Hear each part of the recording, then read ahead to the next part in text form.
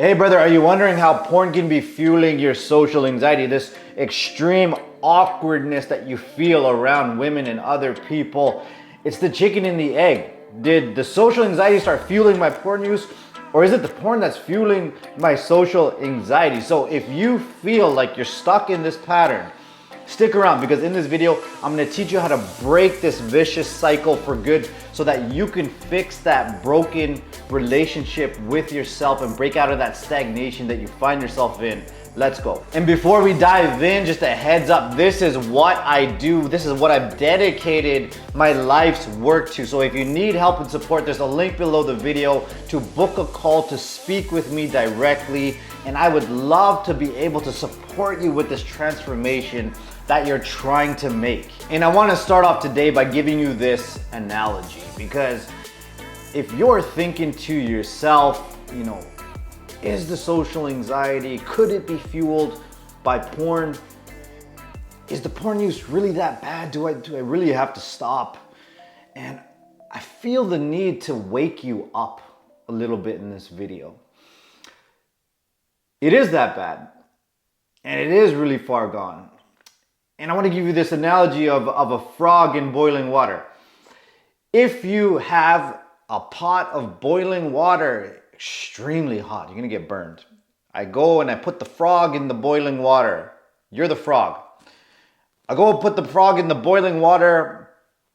Little touch, jumps out. It can't take the heat. It's way too hot, way too dangerous. Strong reaction. Now, if I put the same frog in a pot of cold water and I slowly heat it up, and the temperature rises ever so incrementally, the frog doesn't understand how far gone it is, how hot it's actually getting. The frog doesn't have the ability to come to his senses and jump out until it's too late. The water's boiling, the frog dies. He doesn't have that sense to understand, for you, for example, how hot the water's getting, but for you, how deprived you are. Addiction is an adaptation. It's a very, very normal response to when you're living in that deprivation. You got this broken relationship with yourself. You're lacking that connection and the ability to connect with other people. Of course, you're gonna need something to backfill that void that you're feeling. And I wanna show you this diagram that's gonna really put this whole thing into perspective for you, for where your addictions come into place here and how they play a role in your life. Now, with this pattern, I call it a persona pattern, because think about it, for you, it feels like you're not actually living in your own life. It feels like you're on the outskirts peering in, and it feels like this thing's on autopilot. It's just happening. And what you were doing is you're repeating the past.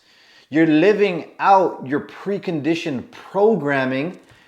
And that's why I call it a persona. It's not the real you that's living your life. It's this thing that's on autopilot that's happening for you.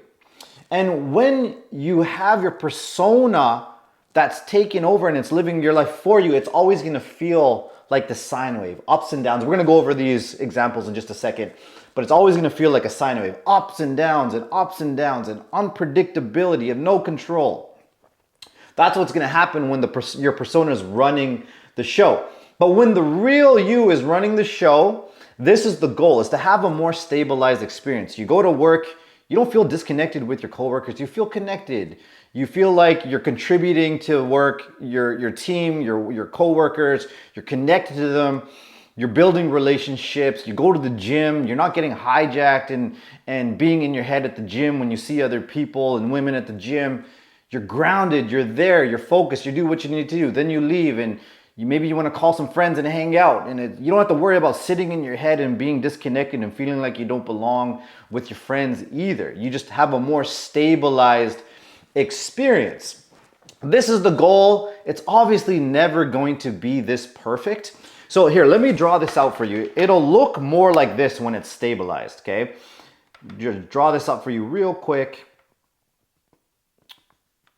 I really love how one of my students described this. He was like, okay, so the goal is to smooth out the line a little bit. So you don't have crazy highs and you don't have crazy lows. Now, let's go over this sort of pattern of existence, this pattern that you feel like your life gets into. So for example, you'll know this. So you're feeling isolated, you're watching way too much porn. You're like, what is going on with me? I need to break out of this funk. I cannot live my life like this. I cannot go on like this. I gotta get out there. I gotta go connect with people. I gotta go live my life. I gotta move my life forward. So you have all of this here, this desire.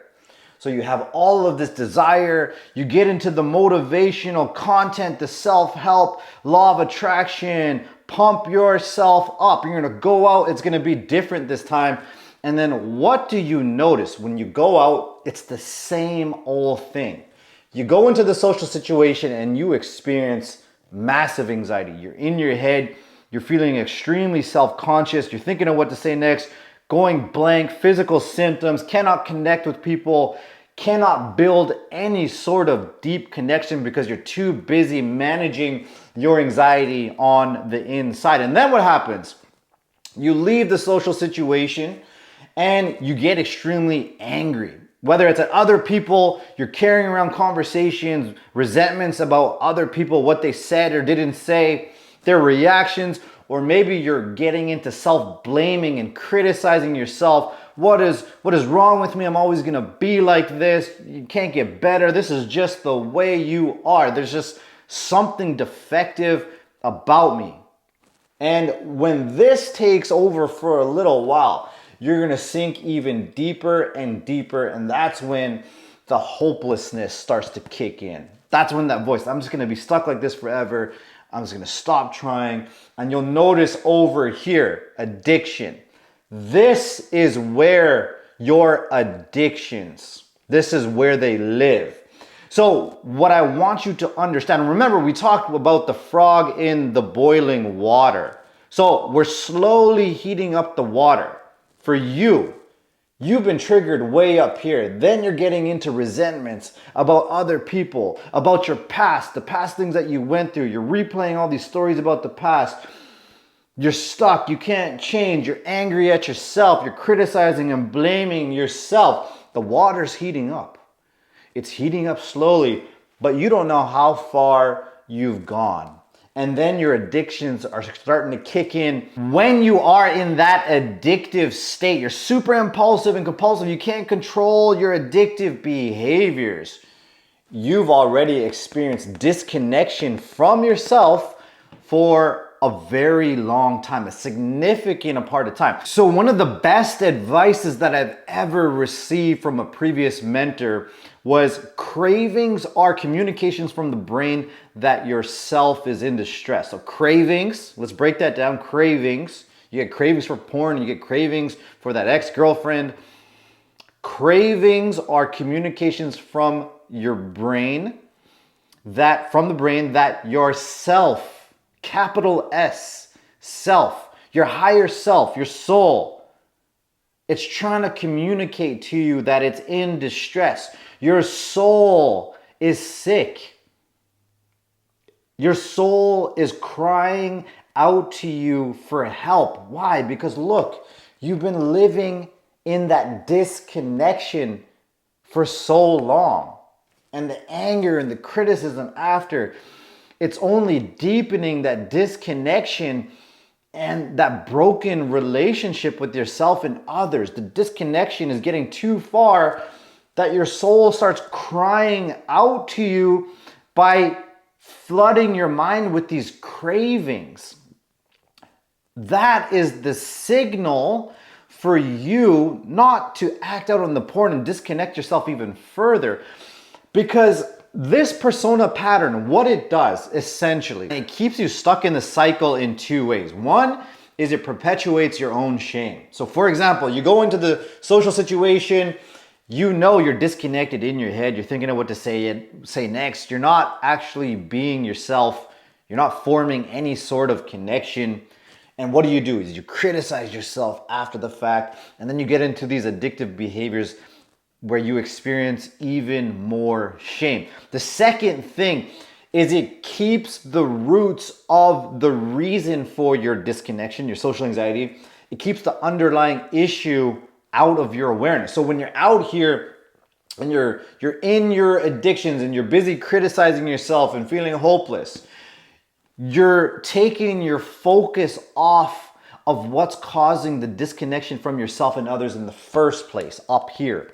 And if this is making sense, it's connecting the dots for you, you see the pattern in your life, you're running this persona pattern, let me know in the comments and let's talk about this. Okay, and so back here, this inability to connect with others, this inability to feel any sort of connection, this has to do with your past. There's some underlying issue here that's unresolved from your past. It could have to do with bullying. It could have to do with your upbringing, abusive dad, neglectful mom, whatever the case. These different experiences that you had growing up, remember, where you developed this pattern as a way to cope with life. But here's the thing.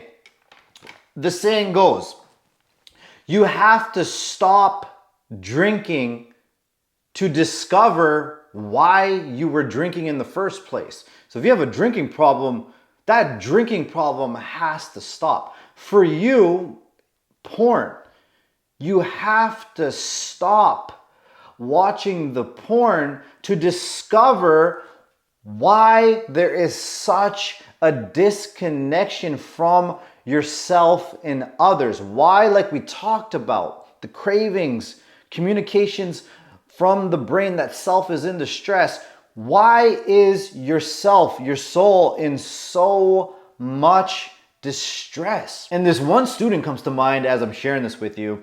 He comes on a coaching call after a while. He's extremely distressed. He's feeling all this rejection from customers. He's working in customer service. He's had all this friction. He's distanced himself from his parents. And he just feels extremely stuck. He's starting to feel hopeless, like he can't get better. And off the side, this is the kicker. Off to the side, just in passing, he goes, oh, and by the way, I stopped smoking weed a few weeks ago. And I said, whoa. He had been smoking weed for decades. And for the first time, he'd been trying to get off of it for decades. And he went a few weeks without numbing himself out. So again, what was bubbling up to the surface is the reason why he was smoking weed in the first place. It was uncovered by stopping the behavior. What came up to the surface is the fact that he was trauma bonded to his parents. He had unresolved. He was still relating to his parents like a little kid. And then all of a sudden he stopped smoking weed, which was a coping strategy that was keeping him in denial. It was just enough to keep him in denial about his actual wounding that happened over here. Physically abusive dad, emotionally unavailable dad, neglectful mom. That couldn't happen until he started working down here. He stopped smoking the weed so that he could uncover the reason why he was smoking the weed, which was he was feeling rejected ever since he was a little kid. He was walking around with this fear of rejection since he was young. What he was experiencing with the customers, that was just a side effect of what he was experiencing since he was a kid. He never would have uncovered it unless he stopped the behavior. So what I'm urging you to do is I want you to realize how much deprivation you're living in, okay? When you're asking the question, is it really that bad? Can I get away with this? Can I get away with that? I want you to ask yourself, what are you truly missing out on up here that the addiction is covering up? This disconnection that you're feeling, this broken relationship with yourself, this broken relationship with how you're relating to others. What is it truly that the addiction's covering up? And if you don't know what that is, you better stop the addictive behavior. Find a way to shut that down. Whether you need more support, you need a support group, You need to go talk to somebody. Stop the addictive behavior to start the process of reviving the health of your soul. And if you're struggling with this social anxiety and this broken relationship with yourself, I have a program. I'd love to be able to speak with you if you need support. So book a call below. I'd love to be able to guide you on your journey. This is the work that I do. I help highly ambitious yet selfless men who are heavily into personal development. They're reaching for the highest version of themselves, but they can't express themselves. They're in their heads, they're self-conscious, they're anxious around other people, and they hate themselves for it. And I guide them to expressing themselves confidently, assertively, and connecting with people authentically by reducing their anxiety levels and loving themselves for it, which is crucial because it allows them to be the self-assured man that they once admired. They can be proud of who they are and feel confident that anything in life is possible. So make sure you book that call. I look forward to speaking to you, brother, and I'll see you soon in the next video.